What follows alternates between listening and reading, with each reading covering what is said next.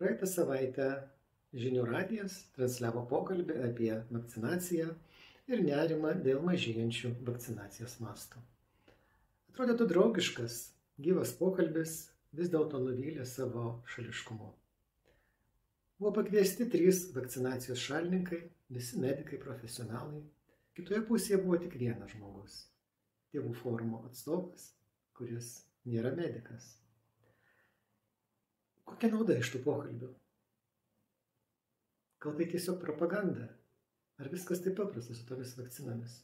Ar mes susimąstome, kodėl vienų šalių vakcinacijos kalendoriuose yra kelis kartus daugiau skiepų negu kitų šalių? Ar tos visos vakcinos taip reikalingos?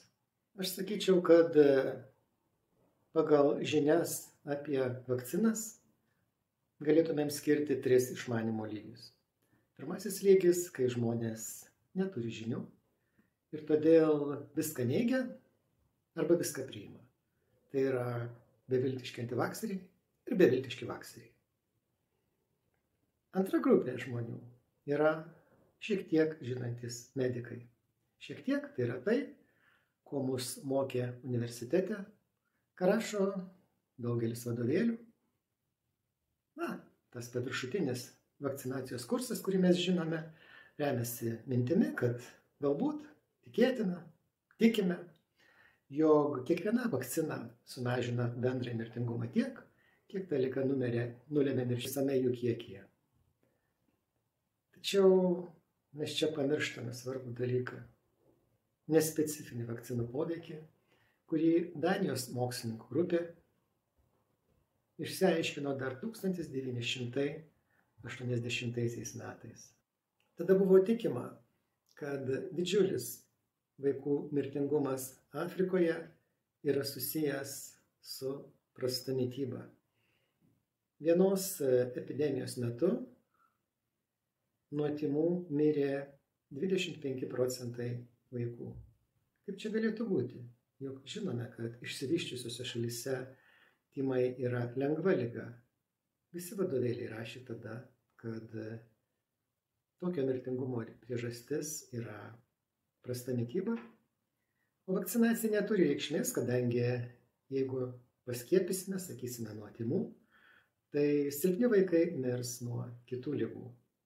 Ir koks buvo mokslininkų nustebimas, kai jie pastebėjo, kad iš visų mirusių vaikų tik tai buvo prastos mitybos. Agentūra, kuri organizavo minėtą bandim projektą, pradėtą 1978 metais, niekaip negalėjo priimti tų rezultatų ir galiausiai mokslininkų grupė 1981 metais atleido.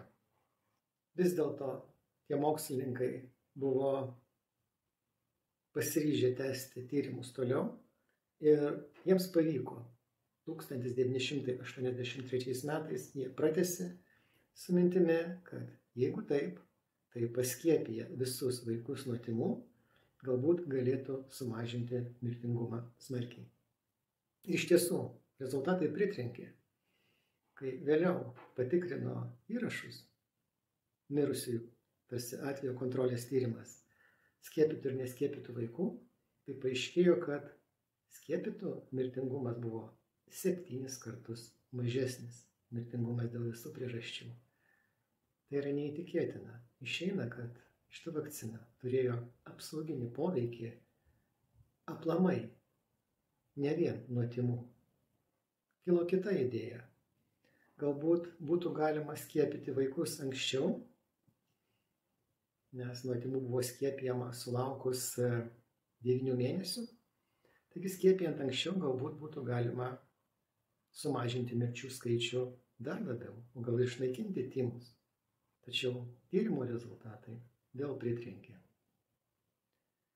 Tuo laikotarpiu, kai dalis vaikų buvo paskiepyti, o dalis ne, nes susidarė intervalas, 4 mėnesių vaikai buvo skiepijami tą naują vakciną, o kiti tik 5 maždaug mėnesiais vėliau tą jau įprastinę senąją.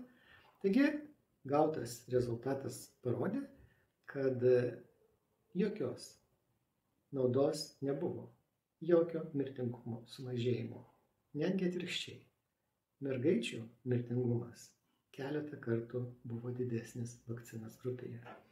Berniukų grupėje tas padidėjimas buvo nežymus, nereikšmingas statistiškai. Tam nėra biologinio paaiškinimo, tą sunku suprasti. Sveikatos teisės institutas yra įsitikinęs, kad visų vakcinų nauda ir žala priklauso nuo konkrečios situacijos. Ta pati vakcina vienomis aplinkybėmis gali būti naudinga, o kitomis žalinga. Labai gaila, tačiau vakcinų tyrimų reikalavimai iki šiol akivaizdžiai neatitinka šiuolaikinio mokslo duomenų, kurie dėja iki šiol nepripažįstami. Daugelis vakcinų įregistruotos remiantis vien imunologiniais rodikliais, tai yra antikūnų titrais, arba tiesiog paprasčiau sakant, jų kiekiu kraujyje. Tačiau kaip tie titrai koreliuoja su apsauga nuo infekcijos, apsauga nuo mirties, nėra aišku. Ir visą tai dar labiau paryškino taip vadinamą koronaviruso pandemiją, kurios metu buvo vartojamos vadinamos RNR vakcinos. Nežinau, ar jas reikėtų vadinti vakcinomis, tą esu ne kartą paaiškinęs. Atsitiktinių imčių kontroliuojamų tyrimų metu, tų tyrimų metu, kuriais remiasi registracija, buvo nustatyta, kad mirčių skaičius skiepytiems buvo didesnis negu neskiepytiems. Tiesa, tas skirtumas buvo labai mažas, statistiškai nereikšmingas. Tai kur čia kokia apsauga? Dar viena bėda. Šita kontroliuojama, moksliškai labai vertinga fazė truko iki 6 mėnesių. Kas yra vėliau? Mes nežinome. Viskas remiasi statistiškai reikšminga apsauga, procentinė išraiška, didžiulė apsauga nuo simptominės ligos. Tačiau palaukite, kodėl mums įdomu apsauga nuo simptominės ligos tik 6 mėnesius, o kas vėliau? Jungtinės karalystės sveikatos saugos agentūros duomenys parodė, kad pirmaisiais mėnesiais po vakcinacijos tikimybė susirgti COVID sumažėjo, kaip ir klinikinio tyrimo metu. Tačiau taip pat parodė keistą dalyką. Praėjus jau keliams mėnesiams COVID atvejų skaičius 100 000 skiepytų pasidaro gerokai didesnis negu 100 000 neskiepytų. Kaip čia galėtų būti?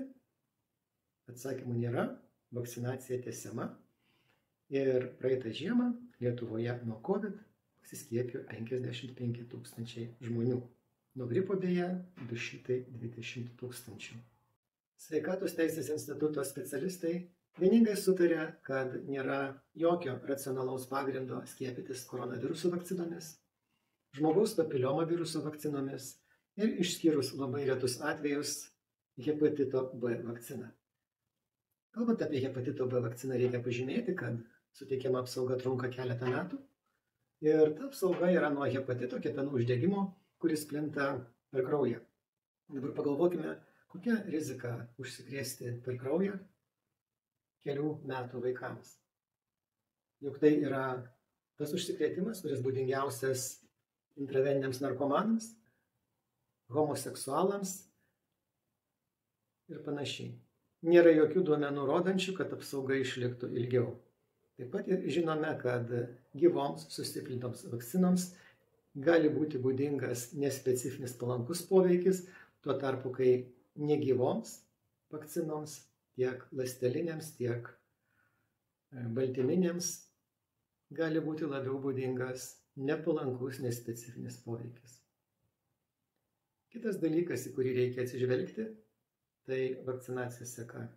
Labai tikėtina, kad didžiausias nespecifinis poveikis yra būdingas paskutiniai vakcinai. Nors ir čia pilnai nesutariama, tačiau matyt, vakcinacija nuo difterijos, stabligės ir kokliušo yra prasminga, tačiau po jos turi sekti būtinai vakcinacija gyva susilpninta vakcina, pavyzdžiui, tymų, parotito ir raudonukės. Taigi, gerbiamieji, viskas nėra taip paprasta, kaip atrodo. O Žinių radijui norėtųsi palinkėti diskusijose išlaikyti objektyvumą, pusiausvyrą tarp abiejų pusių ir kviečiant vienos pusės specialistus, kitoje pusėje taip pat pakviesti specialistus.